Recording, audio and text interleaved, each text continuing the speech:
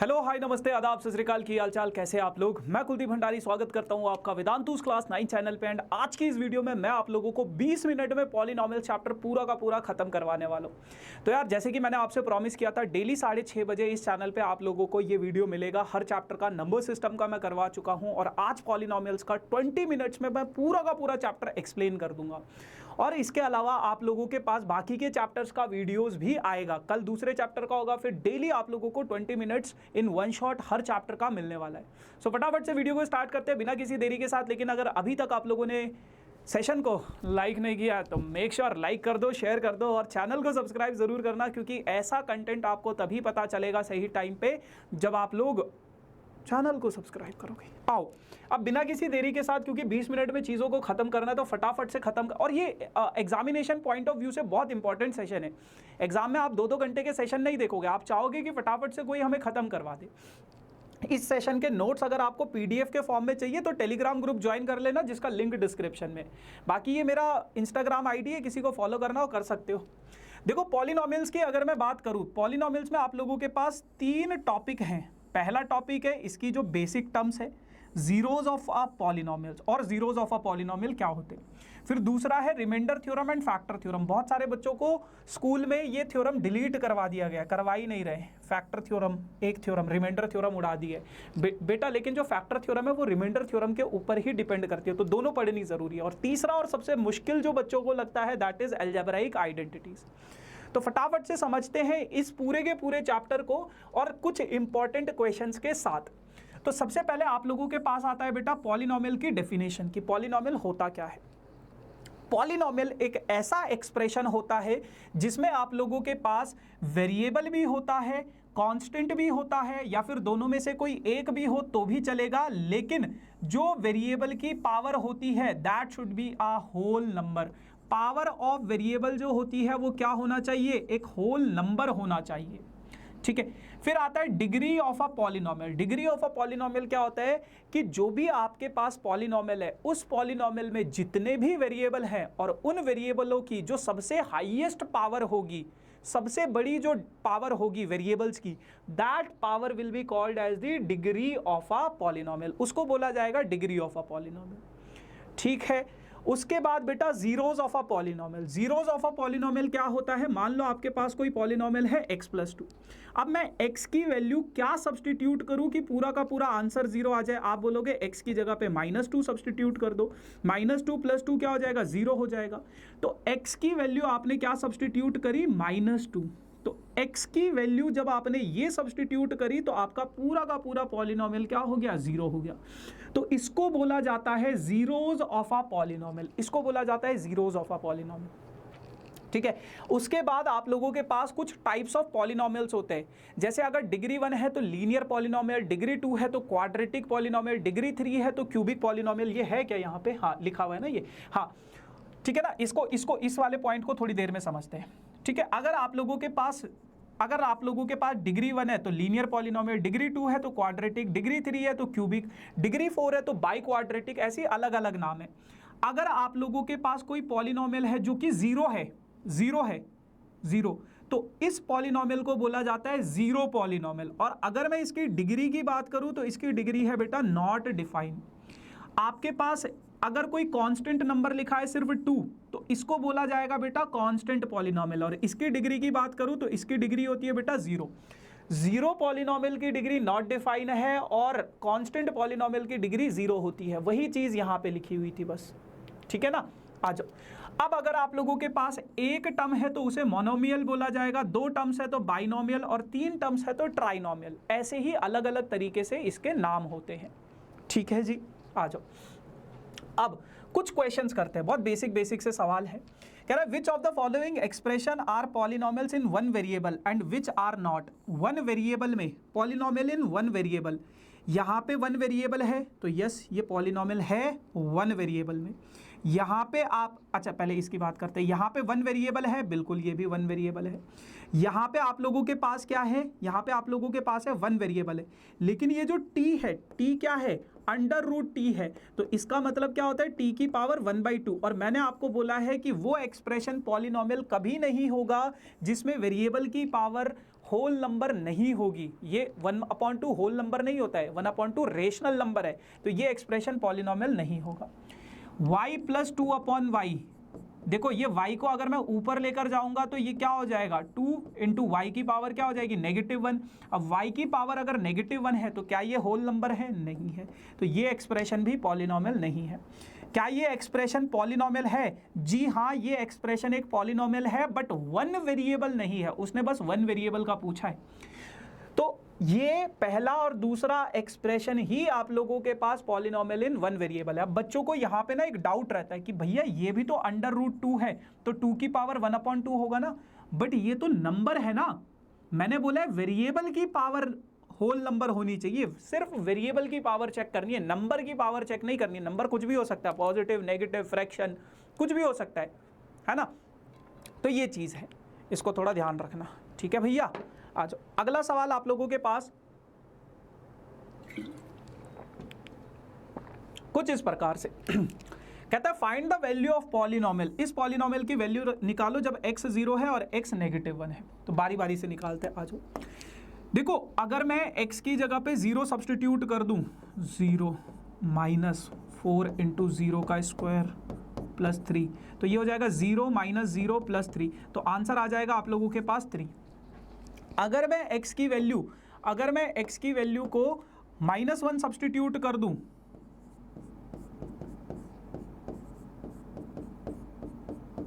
तो ये हो जाएगा -5 + 4 + 3, सो ये हो जाएगा -1 + 3, तो ये हो जाएगा 2।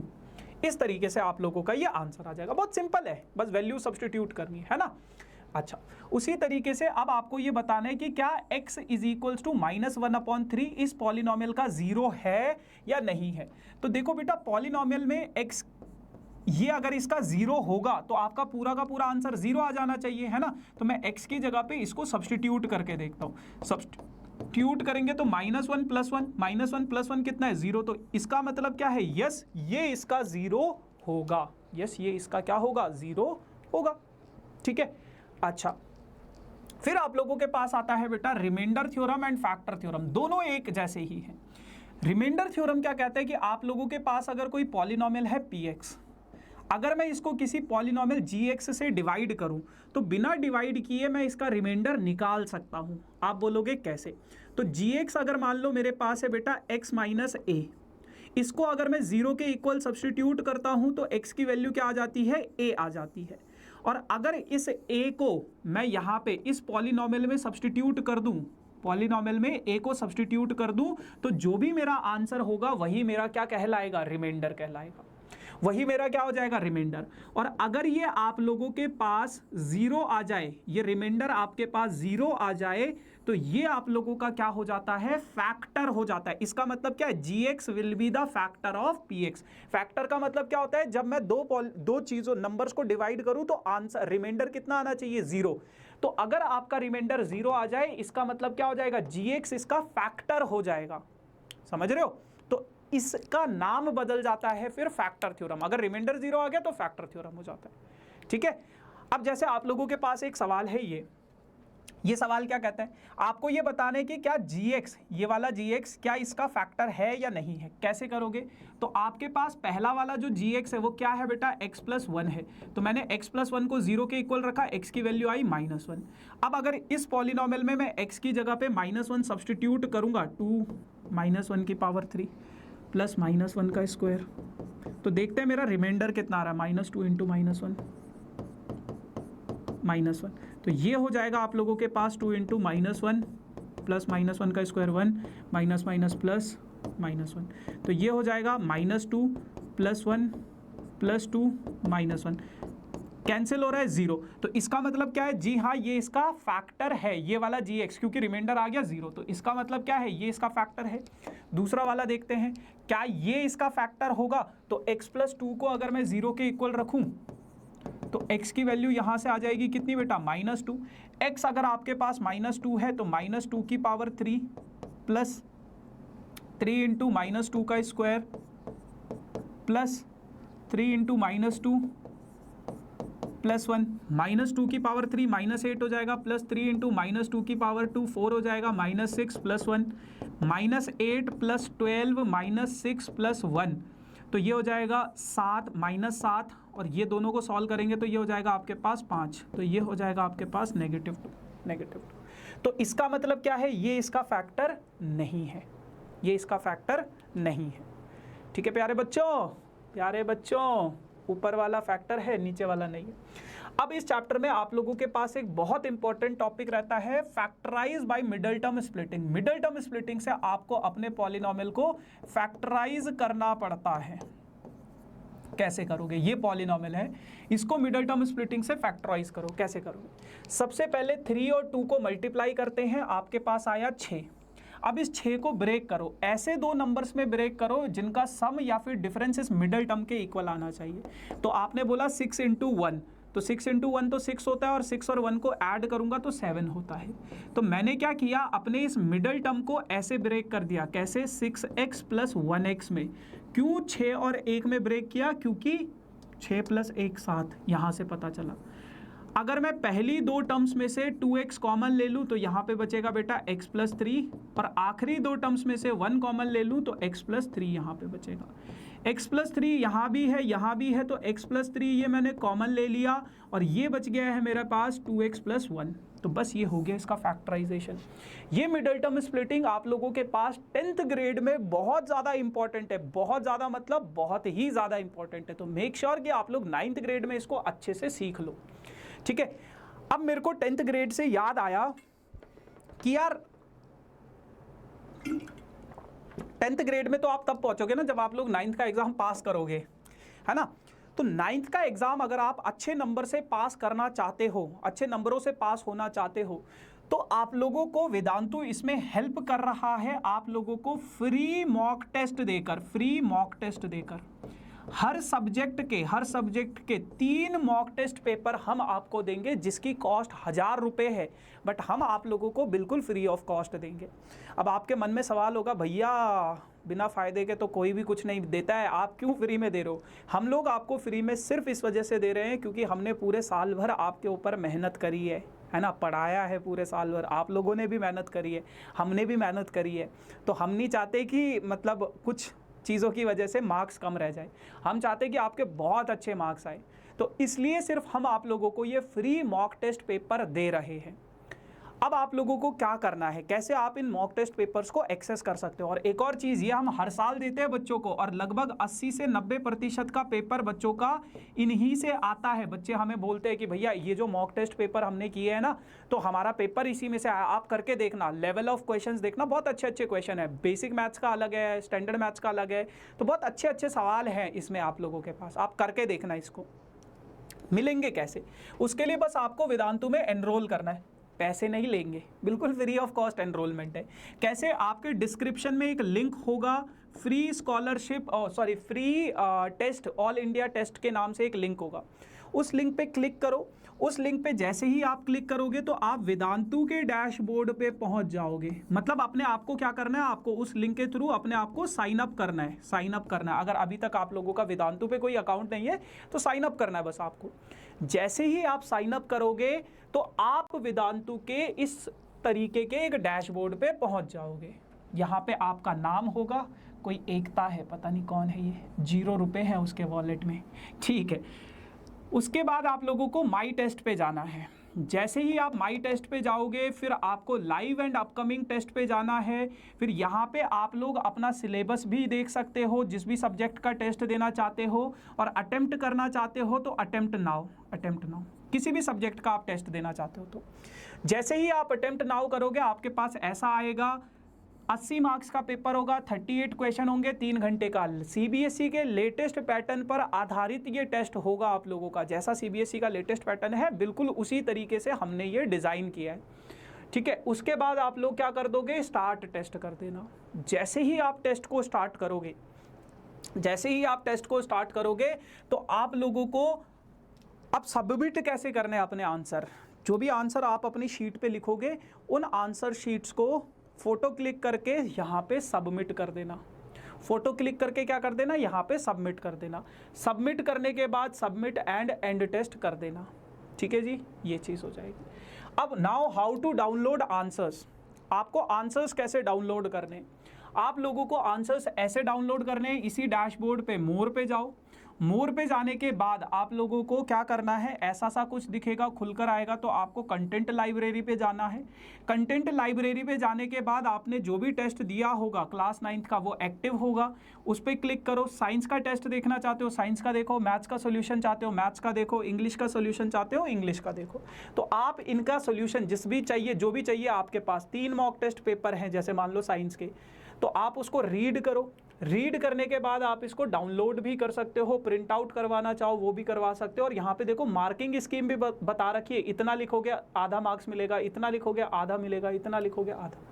तो बहुत हेल्पफुल हो जाएगा ये आप लोगों के लिए, आपके फाइनल एग्जाम में तैयारी करने के लिए। ठीक है जी, चलो। अब उसके बाद आप लोगों के पास बेटा ये है ट्रिग्नोमेट्रिक आइडेंटिटीज़, ये सभी आइडेंटिटीज़ याद कर लेना। इसके अलावा 2 आइडेंटिटीज़ और हैं आप लोगों के पास, तो उनको भी मैं यहाँ पे लिख देता हूँ। X cube plus Y cube is equals to X plus Y into x square plus Y square minus X Y. इसका प्रूफ आता है, सब कुछ इधर भेजोगे तो ये आपके पास X cube plus Y cube बचेगा, फिर वो कॉमन लोगे तो हो जाएगा इसका प्रूफ, है ना।